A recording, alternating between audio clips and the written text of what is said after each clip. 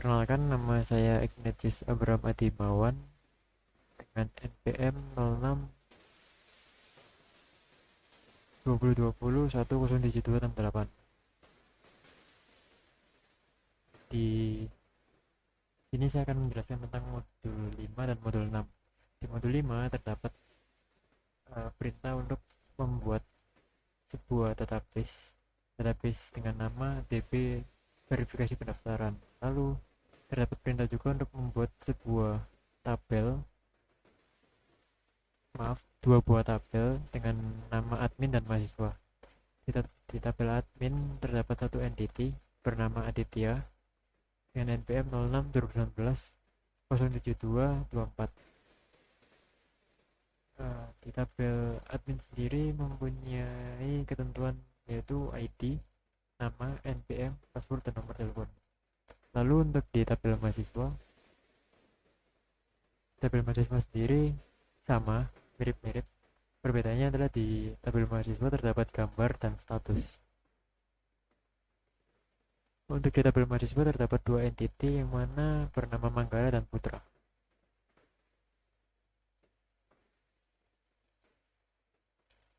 Lalu selanjutnya untuk modul 6, di modul 6 dibuat sebuah kelas package helper dengan nama koneksi DB. Dalam kelas ini digunakan untuk membuat sebuah koneksi antara MySQL dan Java itu sendiri. Untuk library yang digunakan adalah Java SQL Connection dan Java SQL Driver Manager. Lalu yang pertama terdapat string driver, yang mana adalah nama dari driver yang digunakan, yaitu .mysql cg gdbc driver. Lalu untuk string URL adalah alamat dari lokasi database. Untuk string usernya adalah root dan passwordnya adalah 0 atau kosong. Lalu terdapat sebuah syntax try, yang mana apabila koneksi itu berhasil, maka dia akan melakukan sebuah koneksi antara MySQL dengan Java dan memberikan sebuah output, yaitu berhasil koneksi database. Lalu apabila koneksi gagal atau percobaan gagal atau try gagal, maka dia akan memanggil sebuah method exception. Di sini nanti akan melakukan output gagal koneksi database. Selanjutnya terdapat 4 package lain. Yang pertama adalah entity. Entity sendiri terdapat user entity abstract. Di user entity abstract ini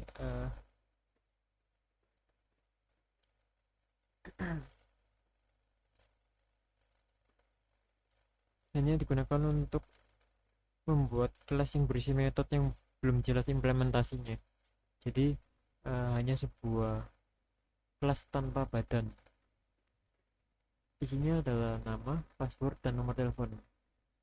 Kelas-kelas tersebut nantinya akan digunakan oleh entity mahasiswa. Terdapat getter, lalu setter, dan konstruktor. Lalu sama juga di entity mahasiswa berisikan string npm dan status. Di sini terdapat extend untuk user entity abstract, yang mana kelas mahasiswa entity dapat menggunakan entity abstract. Masih sama, terdapat sebuah konstruktor, lalu ada getter, setter. Selanjutnya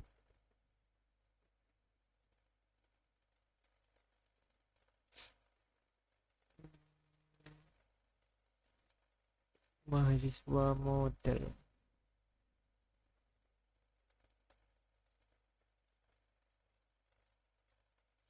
Kelas ini digunakan untuk memanipulasi data serta menangani validasi dari bagian controller.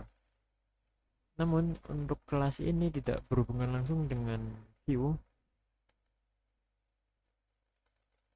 Jadi, eh, model ini ibaratnya sebagai jembatan antara entity dengan controller.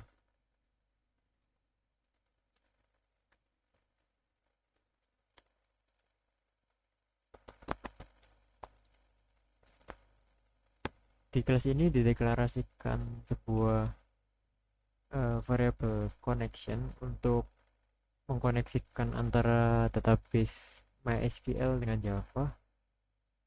Lalu terdapat statement untuk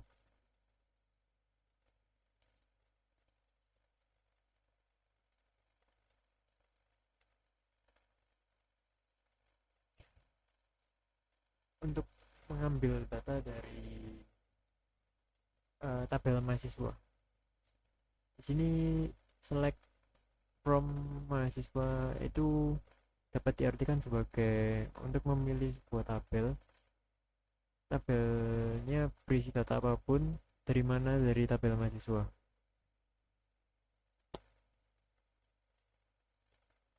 Lalu dideklarasikan sebuah result dengan nama RS. Dia akan melakukan eksekusi terhadap query SQL.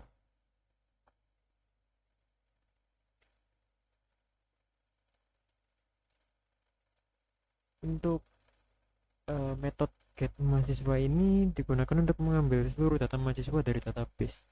Ya, seperti ID, nama, NPM, password, nomor telepon, dan status. Terdapat juga sebuah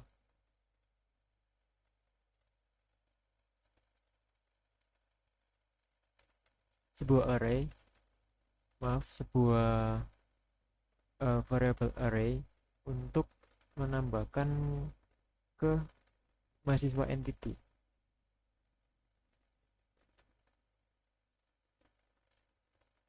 Masih sama seperti try sebelumnya, terdapat catch untuk exception. Apabila error, dia akan melakukan print dari statement E. Lalu terdapat return untuk release mahasiswa. Jadi return ini mengembalikan kumpulan data yang telah didapat ke dalam array list mahasiswa. Jadi semua data yang telah didapat dari SQL akan dikembalikan ke akan dimasukkan ke entity mahasiswa, kurang lebih seperti itu.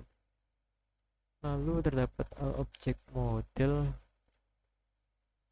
Kelas ini berfungsi untuk menginisialisasi objek model dengan membuat objek baru bernama mahasiswa model untuk digunakan di kelas controller nantinya. Di bawahnya terdapat mahasiswa controller, yaitu kelas controller itu. Kelas ini berfungsi untuk menyimpan objek array list dari mahasiswa entity.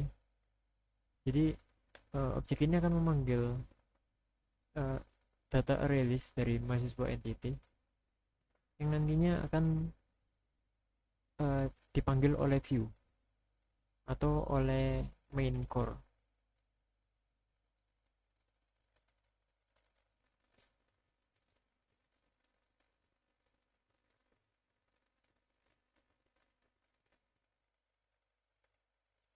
Untuk kelas ini merupakan kelas utama yang digunakan untuk menjalankan program. Jadi sistem dari kelas main ini, dia akan memanggil sebuah controller yang bernama mahasiswa controller dan entity yang bernama mahasiswa entity. Untuk main programnya adalah show data. Untuk metode show data sendiri, dia akan memanggil dengan banyak jumlah sebanyak mahasiswa entity. Apabila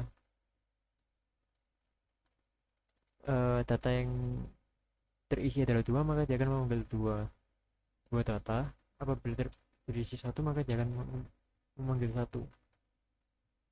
Jadi untuk show data ini hanya untuk printing data saja. Lalu di bawahnya terdapat if apabila mahasiswa entity get status sama dengan 0, apabila status dari mahasiswa adalah 0 maka unverified. Untuk else nya maka dia adalah verified. Jika di run hasilnya seperti berikut. Terdapat dua data seperti sebelumnya, Manggala dan Putra dengan ID 1 dan 2. ID 1 Manggala, ID 2 Putra. Untuk nomor telepon sudah benar, statusnya kosong atau unverified. Keduanya adalah kosong statusnya. Sekian penjelasan dari saya.